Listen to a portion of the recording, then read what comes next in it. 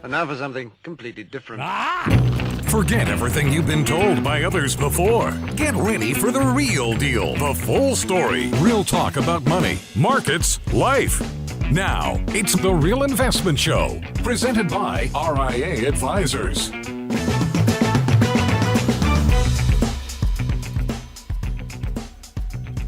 We're here. Welcome to Financial Fitness Friday and the Friday jobs report. Going to be a big one. 2 jobs.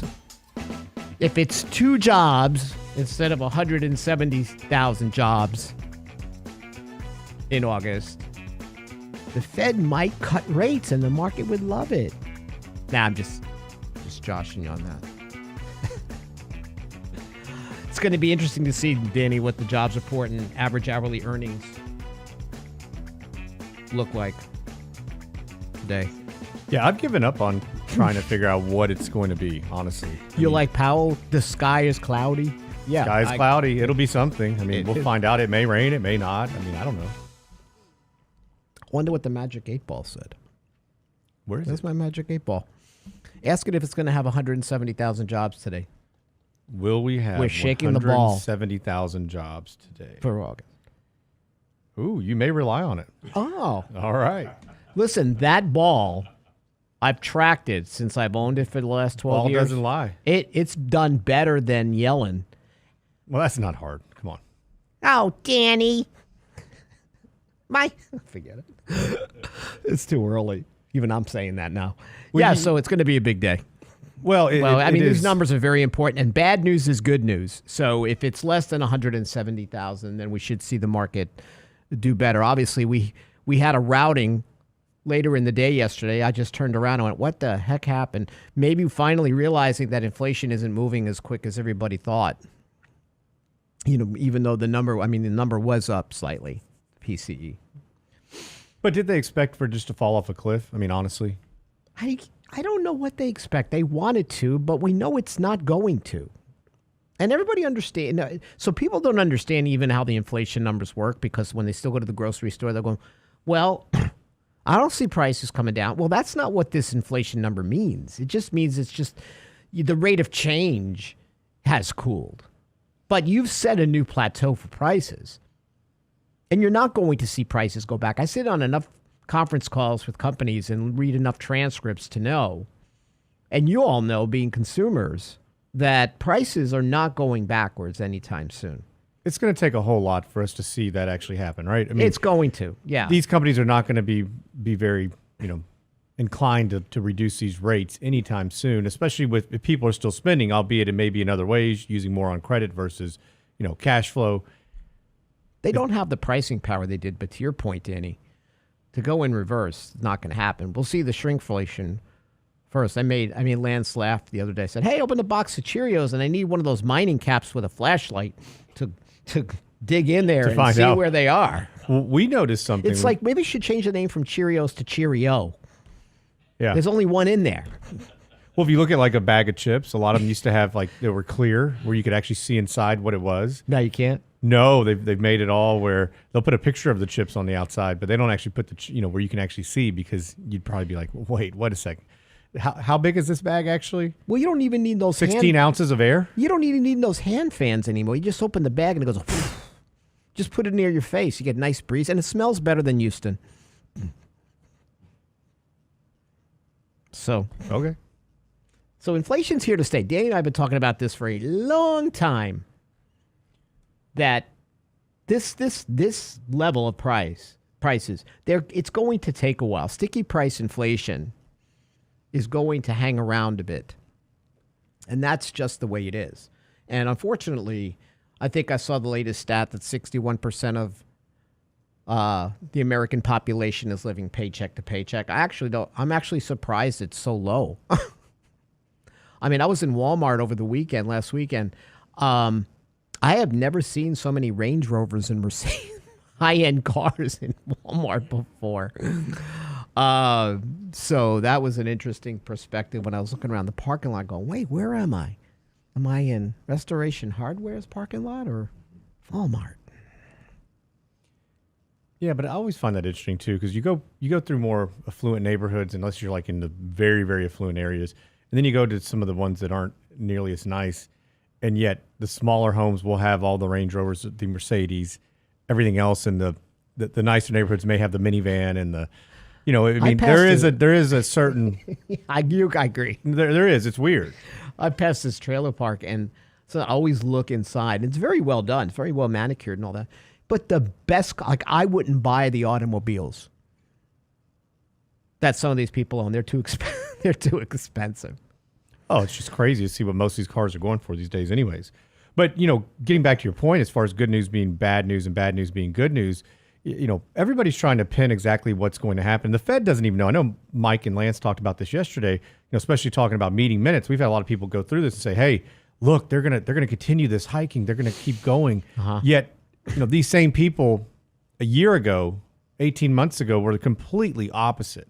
Absolutely. And they had to switch gears. Absolutely. And they'll have to switch gears quickly again here at some point. But they're going to be very less inclined as well to do so, just because they need as much ammunition as they can get, knowing that, stimulus money may be harder and harder to come by.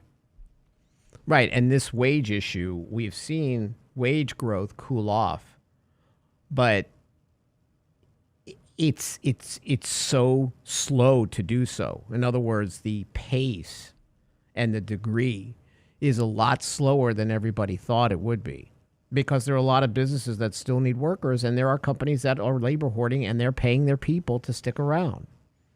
So, but the job market is cooling. We saw jolts. We saw that pull back a bit. We have seen, job hoppers sort of not hopping anymore, right? We saw temp jobs wane. So it's happening very slowly. But Danny, there's still this, to your point earlier.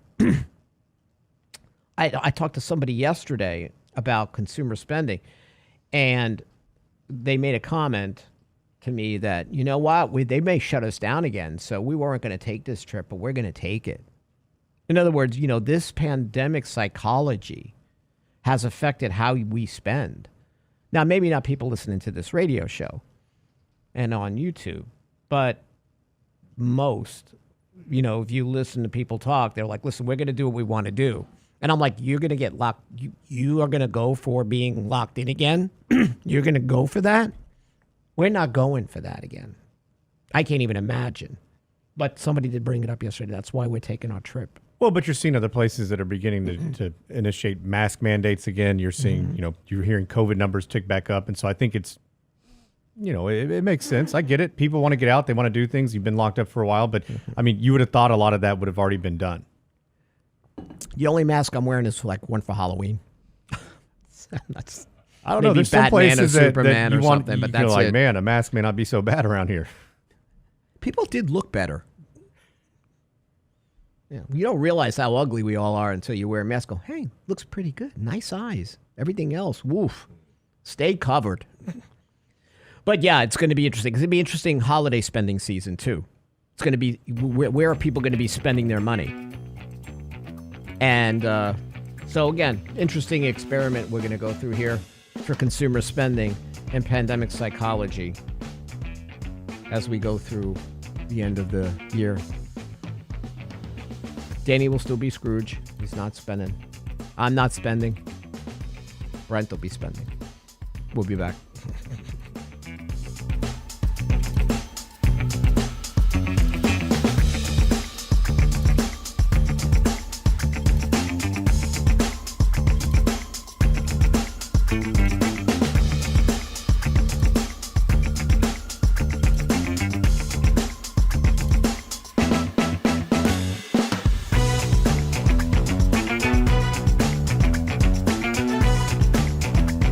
Get daily investment news you can use, delivered at the speed of the internet at realinvestmentadvice.com. Hi, Lance Roberts here. If you're like most people, your 401k plan represents the bulk of your retirement assets. And unfortunately for many, managing your 401k plan can be difficult. There's so many choices, so many things to consider. With just a quick email, a couple of questions, you can put RIA advisors to work for you managing your 401k plan. Get started right now at the website, realinvestmentadvice.com, or simply call our toll-free number, 855-RIA-PLAN, or again, simply online at realinvestmentadvice.com. The Real Investment Show YouTube page has all of our videos ready for your easy access. From 3 minutes on markets and money to each day's radio shows like Technically Speaking Tuesday, Financial Fitness Friday, and the latest analysis from Lance Roberts and Michael Leibowitz. Subscribe and bookmark our YouTube channel for The Real Investment Show, or just click on the show links at realinvestmentadvice.com.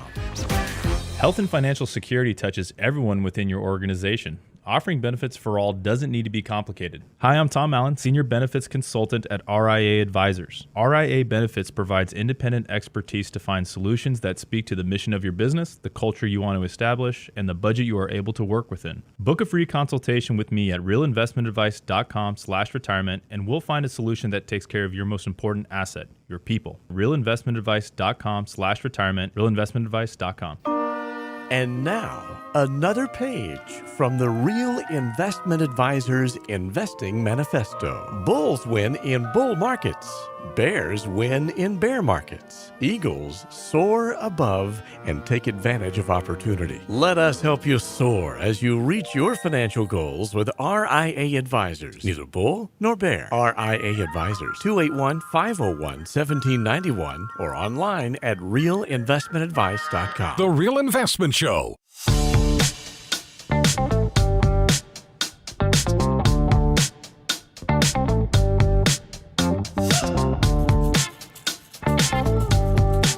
So what's interesting about this Lending Club study, they keep doing this. This is the 25th edition of their new reality check, Paycheck to Paycheck research series. So in July 2023, 61% of U.S. consumers live paycheck to paycheck. That's unchanged from June 2023, but 2 percentage points higher than July.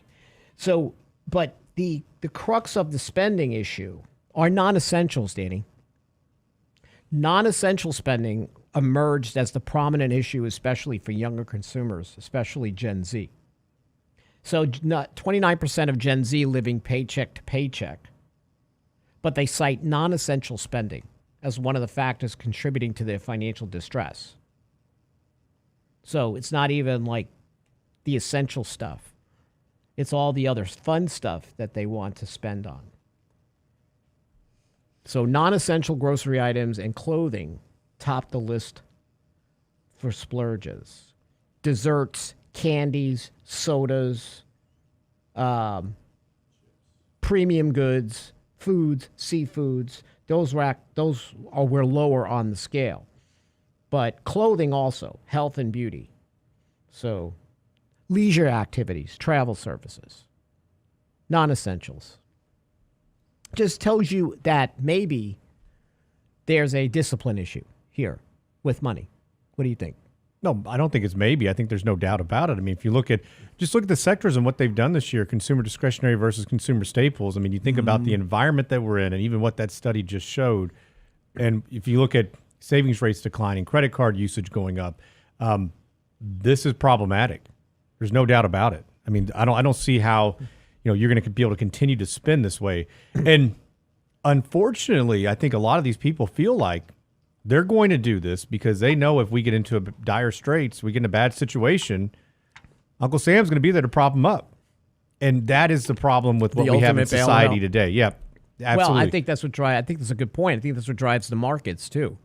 If you're giving young investors the impression that they're going to get bailed out, banks are going to get bailed out, FDIC insurance doesn't count, the Fed's going to come in, the government's going to come in. Yeah, big pandemic closes everything with markets down 20%, but we're going to send checks out. Yeah. Maybe we are training people to think the absolute wrong way and handle their day-to-day lives the wrong way. And I don't know how to reverse that. Well, just you reverse it, it's not going to be good. Nobody's going to like what happens when it's actually reversed. I mean, think about this. I mean, think about how good generations before us did. People who came through the Depression era, right? Or watched what their parents did. But around them wasn't good. They persevered through tough challenges. Correct. Right? They made conscious choices. They had to survive. What Lance calls it, the adults in the room. We had more adults in the room than anything else. And the new Fourth Turn, Neil Howe's book, if you haven't picked it up, The Fourth Turning is Here. Don't read it. It does talk about this cataclysmic event that occurs in winters of societies and cultures that galvanizes the group to readjust, whether it's an internal civil war or a geopolitical war. So he cites throughout history. I mean, this is not a conspiracy theorist. This is someone that does a lot of research on history.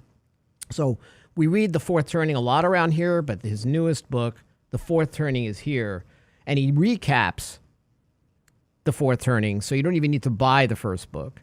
He's going to really knock you out as far as what might be coming over the next 7 to 10 years. And winter is classified as the rip. I classified it and summed it up as the rip in the cultural fiber. The foundation under your feet is cracked, and you don't recognize where you are anymore. Boy, that does sound a lot like what we're going through.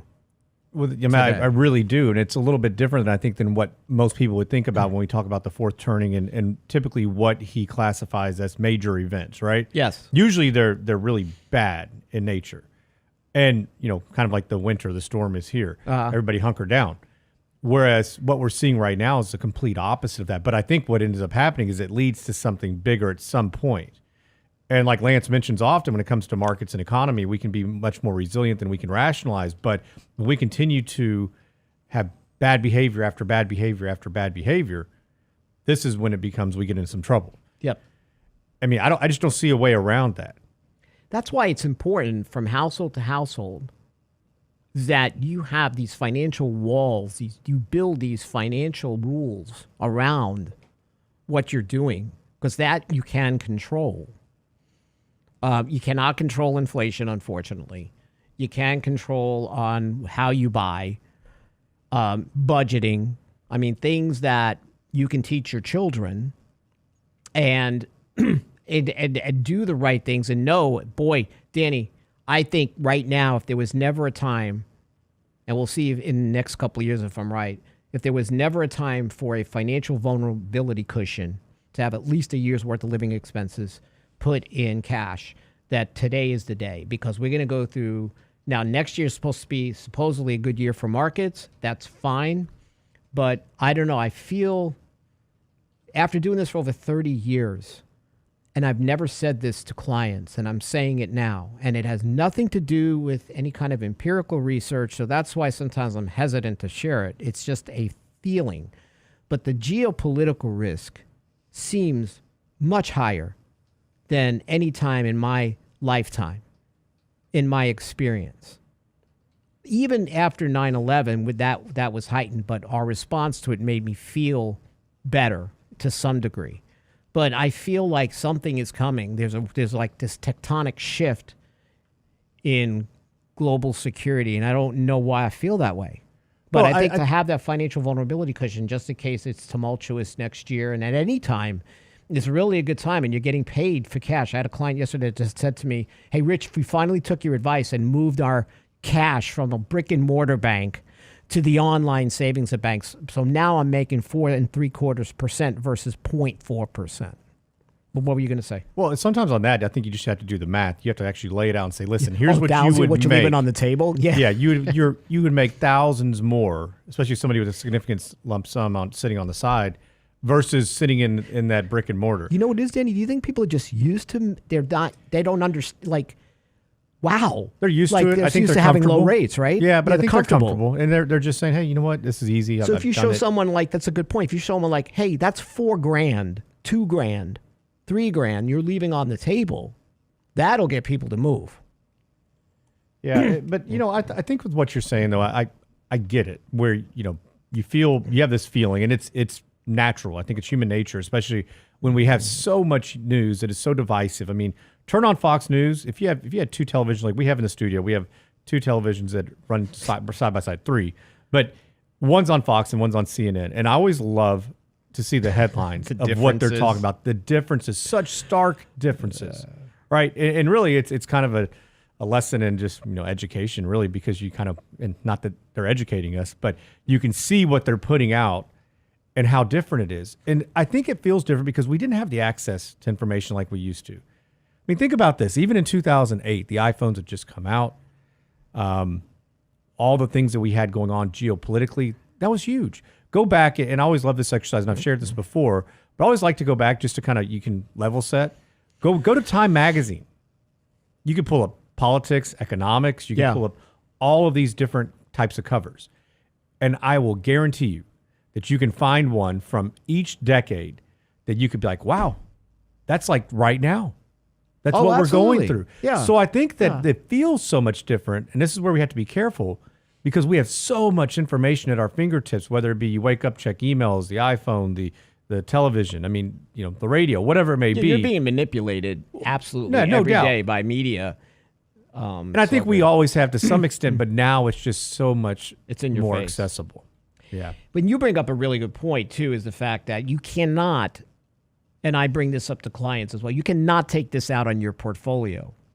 In other words, you don't go into a bunker mentality. You recognize that you may not feel right about things, and you bolster your household finances, right? You do the things you can control. But that doesn't mean that you're going to go ahead and you're going to just invest like the world's coming to an end.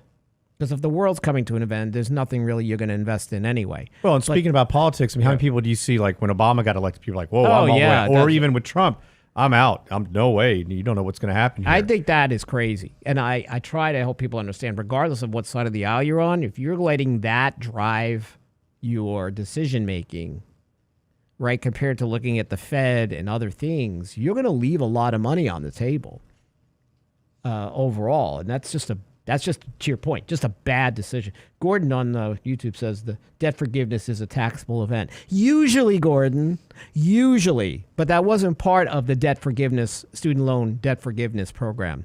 That wasn't going to be the case. But yes, generally speaking, if your debt is forgiven, that is considered, what is it? Not phantom income, but that is considered a taxable event. Yeah, which you think about how many of these people, we know the numbers, who can meet a $600 expense. It's very low. So now these people are supposed to pony up with tax dollars, which is why I think they had to put that in that bill. Can I get a loan? Can I get an actual check from the government to pay the government? Yeah. Oh, they're going to go get these payday loans, and then the problem's going to be even worse, right? Can you go ahead and front me some money real quick? Oh, man. It is. I'm always satisfied, though, when we help clients make good decisions, but I'm actually almost even more satisfied when we help client kids make good decisions. We're going to talk a little bit about 529s and how grandparents paying for college will soon have more options when we get back here on Financial Fitness Friday. Stay tuned.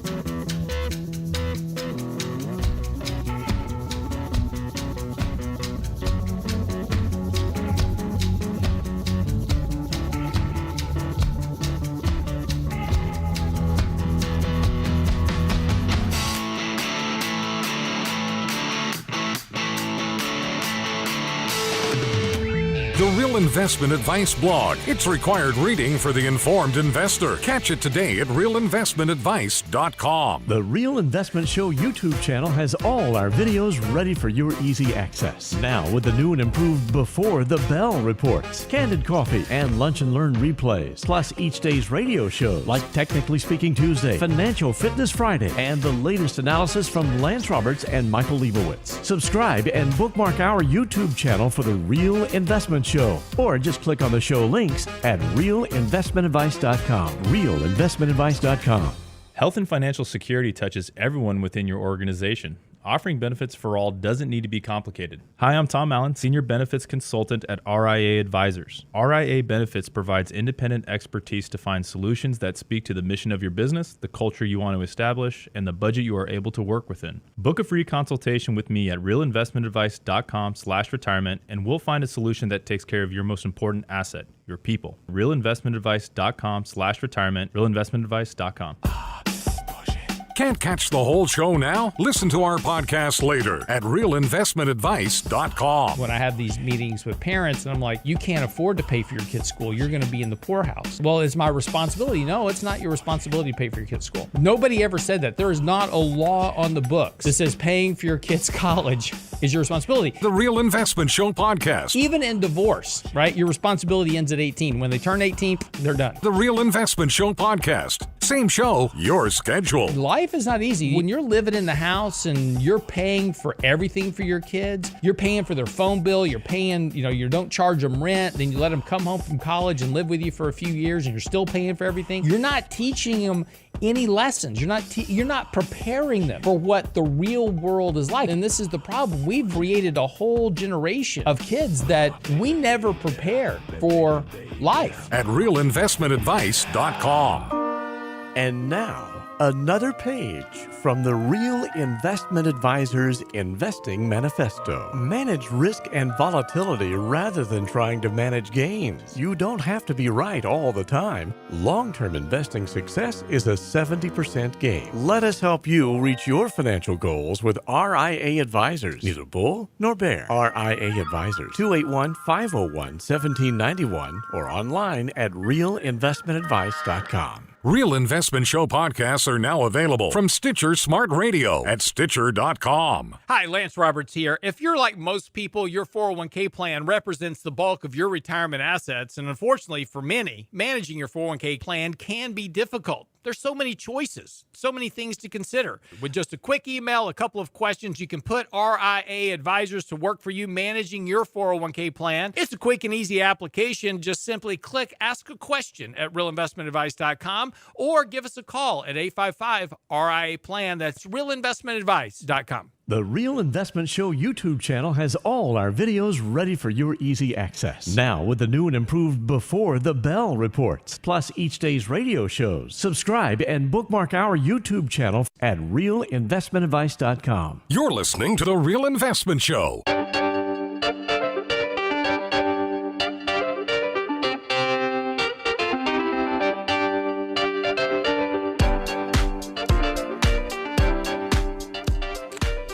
So we're going to have our Candid Coffee starting again up in September. So keep an eye out for signing up for our next one at the end of September. Should be a lot of fun. Want to make sure we're keeping you up to date with things, different topics. It'll be good, and we'll be starting our podcast soon as well. So that also will be something that we hope that you tune in for. We're just trying to get some done overall, and we're gonna have some cool giveaways for you. Some RIA swag. We have a Lance flag that says "Get off my lawn," because Lance always has got that "Get off my lawn." Actually, he's got that look in his eyes sometimes. It's like, "Get out of my universe." Not even my lawn, my neighborhood, my state. Or he just maybe looks at me like that. I'm trying to figure that out. That may be what it is. So we'll have some good stuff coming up. So obviously there's been some changes to 529. So 529s are great. They're tax advantage. Contributions are not federally tax deductible, but some states would have a state tax deduction for them. They are really earnings grow tax-free and are not taxed when withdrawn to pay for qualified education expenses. I've got one for my daughter, but we didn't use all of it, so there'll be a provision that we'll be able to move money from her 529 into a Roth. Many stipulations, we'll talk about that later on in future shows and podcasts. But there is an outlet if you have accumulated some money for your children in 529s and they're not using them, and you would really like to still provide that money to them, there's a way that's going to happen. So every year we fill out the FAFSA forms. And these are for free application for federal student aid. Now, I always tell clients, Danny, I'm sure you do, no matter how much money you make and think that you're not going to get anything, fill out the FAFSA form. Yeah, absolutely. There's no doubt about it. I mean, I think there's a lot of money left on the table. And, really with anything when it pertains to college education, whether it be filling out the FAFSA form, trying to apply for a scholarship or a grant. Correct. I mean, there is a ton of money that's just sitting there. There is. So don't think you may not get it just because of your income. Yeah. I mean, that people don't even try for. So I would absolutely fill this out each and every time. But when it pertains to the 529 plan, there's some new provisions. And so like you just mentioned one where you're going to be able, if there's additional funds, 'cause I think people are hesitant on the 529 sometimes because like, well, wait a second. What if it's not, well, they don't go to school. What if we're not going to use these funds? They don't want to have that, those funds taxed later down the road or pay a penalty. Yeah, you can only kick the can down the road in your tax deferral on 529 for so long. Eventually, you're going to have, that money will come out if it's not used, and it will be taxed, and it's always penalized on the earnings, 10%. There's no waiver of that. So, but you can do a lot before that happens. But yeah, this is another way for, say, when grandparents want to go ahead and open 529s, what they worry about is that will that money, I open for my grandchild, I open a 529, will that money count toward negatively for them? But I don't think that grandparents, for the most part, for the amount of people we talk to, actually think about this because it's it's an obscure rule. Sure. I mean, it's not something that most people know about or should even think about, really, because you think, hey, we're setting some funds aside for the grandkids, should be no big deal, but it actually is included in the FAFSA form. So, yes, it's a detriment in many ways. And so this new law or provision is going to come out that's going to allow grandparents to do so and not have that negative impact, like it historically has. So that's really nice. And so usually what we've done is say, hey, all right, you trust the kids? Yep. Okay. Put it in their name. You can still fund it, but put it in your children's name for the grandkids. And now you're actually going to be able to, where grandparents will be able to have that fund set up in their own name, still retain control over it, which will be very, very nice. And then that other provision you were alluding to allows you to do $35,000 left over, whatever, if you have those funds left over, up to 35, into a Roth for the beneficiary, which I think is awesome. Now, I don't know what the rules are going to be around, because currently you can change beneficiaries on those 529 plans. Correct. So what if you changed it, did 35 for one, 35 for the next one? I would assume they're going to put some type of hurdle inside of this that's going to make that a little more difficult. But I would think so. I hope not, because that'd be a pretty neat tool. It would be. So this rule is, okay, so I can go ahead. This December, there's changes to the FAFSA form. It's called the FAFSA Simplification Act. And currently, students, parents are required to report income, whether or not it was reported on a 1040, with few exceptions. But under these changes, income reported on the FAFSA is going to be linked to the parent's tax return and the student's, right?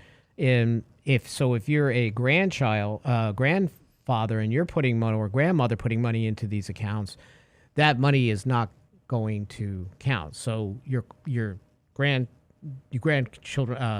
can write a check, give cash, or provide a distribution from a 529 without it affecting the grandchild's federal aid eligibility. We used to have, Danny, most of the time have grandparents write a check directly to the school. Like the school's registrar, yeah. Right. So this is good news for grandparent that can, they can open up the 529, withdraw from it for their grandchildren, and then not count negatively. And overall, Danny, I can't remember, isn't it overall $529 count for only a small percentage against student aid? Isn't it all it's all less than 6%? It's not nearly as much as you would think. And so there are some downfalls with you paying directly to the registrar in many ways. At least that's what a lot of experts say, because when you're doing so, you're showing the university that there's somebody outside Yes. who's willing to pay, which therefore could be to the kids' Like for detriment. scholarships, especially. Yeah, it could be to their detriment where they say, well, you've already got funding. Most of these people don't. They may overlook somebody because of that. There's so many things you got to look at. Oh, it's crazy the amount of things Go that to are a trade school. I wrote about it in my book, be a plumber, be an electrician, do something with your hands, man. You know how much money is to be made out there? If Oh, you can, my gosh. If you can go to a trade school, but you also understand business, Oh, I mean, you make a killing. I mean, it's, I think it's so often overlooked on that aspect I think too. overall the stigma, which has been terrible against trade schools, is diminishing. And I will tell you, that really started a lot of times from the greatest generation. My grandparents, their first generation Americans, their parents were from Italy. But my grandparents they were janitors in public school. And they were part of a union, but yet they able to buy a house and had a new car and couldn't figure that out. Boy, times have changed. But they would say, listen, you're not going to do manual labor. You're going to college. Like, that was the mantra that was stuck in your head. They didn't want you to work as hard as they did and do. Then the they things wanted that they things to had be better for you, and right away college. And maybe at that point, college was, compared to what it looks like today, which seems like an indoctrination station. So, Well, it is. yeah, but and I'm not saying there's anything against college. There's, you got to make sure you're going for what is the return on investment. I've always believed that colleges should put a return on investment on their calculators, on their websites, to say, if I go for this particular subject, how much money am I going to make? But they're not. Well, that's the other problem, right? When we saw the government take over student Return loan on debt education, again, ROE. is that Yeah. all of a sudden, hey, you want basket weaving? Great, here's money. Instead of it being privatized, where they say, whoa, hang on now, you're never going to be able to pay this back. This makes no sense. But you mentioned a couple things about your grandparents. Number one, I know this from years of having these discussions with you. They did things that most people wouldn't. No, they Your were grandmother Depression-era saved babies. tin foil. Yeah. You had a Cool Whip container. She probably used it for 15 different things before it That broke thing and had to was throw it away, right? So stained. I mean, from but- all kinds of junk. But those are the things that they did that we wouldn't do. And I bet Yeah. they'd roll over in their graves right now if they found out how hard you're working in the job that you have now because you went to college. They say, where's work-life balance? Right? Yeah. So there's good and there's bad. Yeah, there is. And sometimes parents, I don't think, as we talk to so many clients, they don't get really engaged with their kids. Like if their kids say, I want to go to school for management, instead of parents saying, listen, I know it's your life, but let me just share with you a little bit of that. If you're going to, there's some rules around how much you're going to make and how much debt you're going to take on, and just be careful with this, right? But I think this stigma of trade is starting to diminish, Danny. I hope so. College enrollment is down. I mean, it's going to take a while, but I think if we continue on this pace, we're going to see some issues with attendance. Well, notice how much And- it costs now to get things done, right? You need an electrician, you need a plumber. Oh my gosh. Through the roof. You talk about inflation, these guys got you, right? And you said because it was- there's not the competitiveness. Yeah, didn't you say with Lance on Wednesday, like, you can't fix a car anymore? Oh, no. It's a computer on wheels. You got to bring it in, and Yeah. that takes specific skill, qualifications. That's not some crappy job. I mean, you know how to work that stuff. The world's, your oyster. I do think that more and more kids and more parents should be having this discussion with their kids. If you like working with your hands and you don't want to go to college, you can still make. I still think I'd great rather living. be a plumber or an electrician versus an auto mechanic in the future. If they're going to There- put robots. there's You talk some- about AI and robots, that's where they're going to be. There's some days today I would rather be an electrician or a plumber. We'll be right back.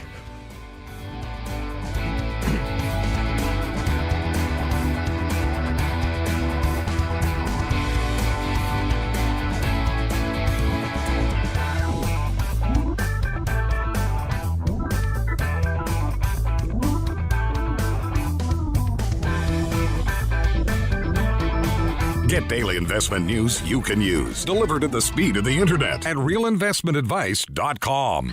Oh, Red, I declare, I plumb missed that Candid Coffee. Whatever am I gonna do? Don't you worry, little darling. We'll watch it again on our YouTube channel. Why, Red, I never. The Real Investment Show YouTube channel has all of our past presentations, from Candid Coffee and Lunch and Learn to special topic discussions, and all of our live show recordings preserved for you. Subscribe now to the Real Investment Show YouTube channel, or look for the link on our website at realinvestmentadvice.com. Hi, Lance Roberts here. If you're like most people, your 401k plan represents the bulk of your retirement assets, and unfortunately for many, managing your 401k plan can be difficult. There's so many choices, so many things to consider. With just a quick email, a couple of questions, you can put RIA advisors to work for you managing your 401k plan. Get started right now at the website, realinvestmentadvice.com, or simply call our toll-free number, 855-RIA-PLAN at realinvestmentadvice.com. Small businesses are now being challenged by the lack of employees and how to attract and recruit the best employees. To get the better employee, you'll have to offer a better package. Hi, I'm Tom Allen, RIA Advisors Retirement Plan Consultant. Don't assume a 401k plan is too costly or complicated for your small business to offer. Let us show you how to make the most of an affordable and effective plan that will deliver true value for your business and your employees. Call me toll-free at 855-RIA-PLAN or online at realinvestmentadvice.com. That's realinvestmentadvice.com. And now, another page from the Real Investment Advisors Investing Manifesto. A passive investment portfolio requires active risk management. It's not a choice, it's necessity.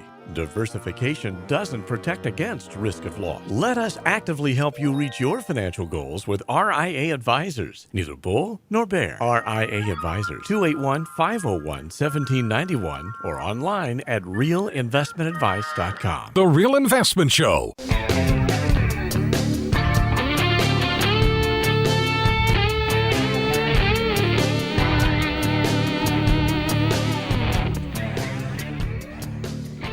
From This Never Happens to Me department, a $4 art piece purchased at a New Hampshire thrift store 6 years ago could land a buyer hundreds of thousands of dollars.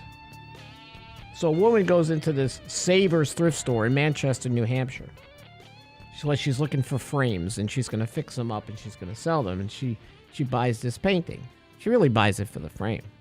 And it turns out to be Newell Conver's Wyeth creation, which is set to auction on September 19th, estimating bidding price between $150,000 to $250,000. This kind of stuff never happens to me. I'll go through a thrift store and go, look at that. That's a nice looking piece.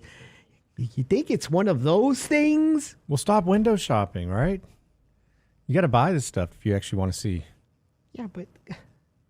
So this artwork was part of a series of 4 pieces created for the 1939 edition of Helen Hunt Jackson's 1884 novel Ramona, which follows a Scottish Native American girl living in Southern California after the Mexican-American War. So she's just buying this because she's going to fix up the frame and sell this, probably throw the painting away. So it's interesting to figure out how she... So that's just... How she found out it was worth something? Yeah.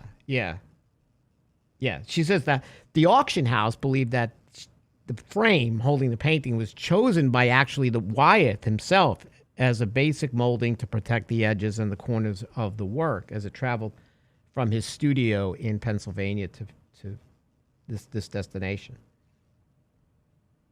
Interesting, yeah. So that's really amazing when you think about what you may find. And you always hear about this stuff, people finding stuff in their...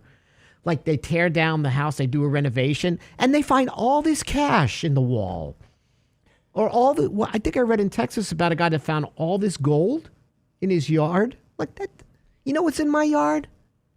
Dog duty. You'd be the guy that would tear down the wall and find nothing. But you see that the other day? This guy tore down the wall and he found a body. Found a bunch of rum bottles, like 150 of them or something. That was the insulation. But they were at least worth something. Were they? I think didn't they find some bottles that actually had some rum in it, like from Prohibition or something in Chicago? Like when you do when you renovate those Chicago homes, I've noticed, man, there is some stuff you find, like cash, Prohibition liquor. Like don't throw away grandma's bed.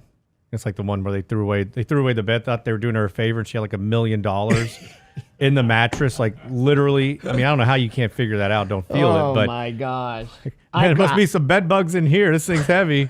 I wouldn't be able to live with myself. Can you imagine that? So don't tear down those old homes without going through the walls, right? In New York, but Chicago always has something entertaining that people find in the walls. I remember like when they busted down the wall, there's just piles of cash. Must have been like, a rum runner or something like that. Just, I don't know. Always, those stories fascinate me because you got to figure out when you look at it, you got to, when that happens, like when you like probably win the lottery, you go, what? Am I seeing this? Like I'd have to call somebody over and go, is this real or do I have a brain tumor? What's going on here? So, but it's always cool to see these stories or hear about these things especially like Antique Roadshow. Yeah, my grandmother used to have this thing. Here it is. Look at it. It's ugly. What is it worth? $5? Oh no, that is a rare Brent Clanton model from 1825, and that's worth $502,000. Oh, thank you, Grandma. So, always fun. And it's so sentimental until they figure out how much it's worth. They're like, whoa, it's yours. Hey, listen, there's nothing sentimental about you can have it. Brett and I were looking for our old Pee Wee Herman dolls, thinking they were worth something. I couldn't find one, and I was cleaning out the garage. Did you have some garage finds this week, Richard? Yeah, broken tiles. Not worth anything. No. So listen, we talk about the Secure Act all the time, and we talked about how Roth was not going away. If anything, this is the Rothification Act of America.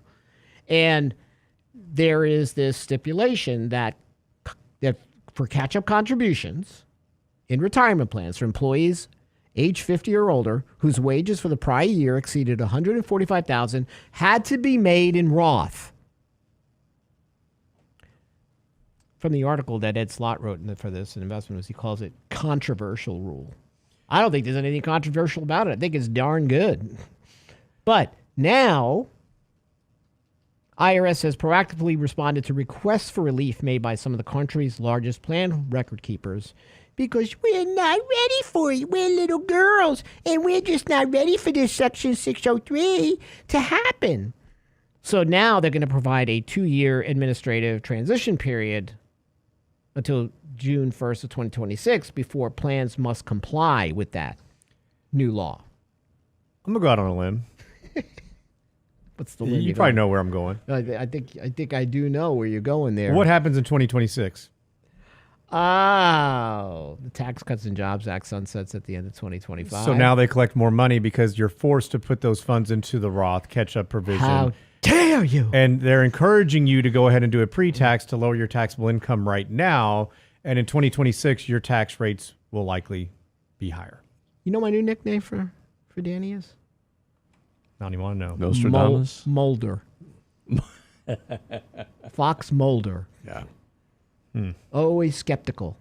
Always believing in the other things. And I'm like skeptical. It just makes common sense. No, but there's no skepticism here. I mean, I hate to be the bearer of bad news, but this is that great. is Go ahead, put it pre-tax. Don't worry about it. In a couple years, you're not going to be able to do it. We're going to be making a lot more money. It's Danny Nostradamus. No, it's just read what's happening. He just in between the understands lines. how insidious the thought process is when it comes to all this stuff. And It's look, absolutely true because the IRS seemed like really happy to help with this act. Oh, of course we'll help you, largest plan record keepers, even though you're crying like little girls. So we're going to get more money. Do you really think that we can't figure out the paperwork needed or the No. algorithm that they need How to tough switch could their? it be? No, they can do it in a day. They don't want to do it because then they figured out, wow, this is a great bill, but it's going to be a heck of a lot better if we wait a minute. Where's the? Do you have the X-Files theme anywhere? No. This is no conspiracy. I know, but it makes a lot of sense. I never think of it that way, and then you come across and I go, wait a minute. That's absolutely true. Well, you've taught me to look at these things and say, well, what is going on here? Well, I've got rose-colored glasses today, or I think it's garage dust. But, I think it's great that I know you're forced to do these catch-up in Roth, but this is going to be the best thing for you to have a pot of money that's completely tax-free. Yeah, it'll be great. I mean, if you look at making those contributions, especially over longer periods of time, I think it's really nice to have that flexibility. And you mentioned something earlier. You like working with young people because, and I know why, because you can do so much more versus somebody saying, "Hey, here's my 401k, help me with it." And granted, we love doing that as well. We can find ways. They're ripe for learning. Yeah, you can find ways. But if somebody had taught you this stuff when you're 20s and 30s, and you were able to actually execute on it, act on it, you are going to be in such a great position later in life with so much more flexibility than most people, because we've talked about this. The mainstream financial media has always taught us pre-tax. And because you're going to be in the lowest tax bracket when you retire. But they never told you about that Social Security's tax. They never told you that Medicare premiums increase if you spend too much money. All of these little things, these back pocket taxes that they never address. It's not in the mainstream financial media because most people don't even think about it, nor are they taught to actually look at this. This is the problem. And so when you can help somebody, and it really doesn't matter at what age, you're still working, accumulating, you're putting funds aside, you're understanding, how to take advantage of all of your benefits that you have offered through either work or even if you're a business owner, what you can and can't do. There's so many options out there and there's so many ways to look at this, but just putting those funds and dumping them pre-tax is not the way to go. And so by forcing us to do this for the next 2 years and getting to 2026 or 2 years and a couple months, this is going to actually work in their favor, I believe. I don't know. I guess you think about it, maybe they need the tax dollars now. They're going to need them later. I don't know. Maybe there's no reason to delay. Maybe they can't just figure it out. These record keepers have tremendous technology, and they have access to much information and money to make this happen. It's like a switch, really. You think about it. How hard is it to code? If some person makes X amount, the catch-up contributions have to go to Roth. How tough could that be? Yeah, no, I take that last statement back. Now I think about it. If you're putting in pre-tax now, you're going to take it out at a higher rate later, and then you force everybody to, at the same time when tax rates go up. So yeah, never mind. Retract that final statement, please, from the record. I shall, Mulder. But I mean, there's going to be a lot of changes with the Secure Act. There's going to be a lot of going back and forth. So your financial advisor is really going to need to understand the dynamics. Now, also, the same notice, the IRS stepped up to fix a glitch that inadvertently eliminated the ability for any employees to make catch-up contributions at all beginning in 2024. So, again, kick the can down the road. But if you think Roth is going away, got another thing coming to you. The theme here is Rothification is coming, but it will be painful in the short term. But long term for you, it'll be better. Which makes me think in 20 or 30 years they will change Roth. Not now. But they're going to need money then, and then they're going to have to try to figure out what to do. All right. Thanks, everybody. Hope you have a great weekend. Hope you have a great, restful Monday. We'll see you back here on Tuesday.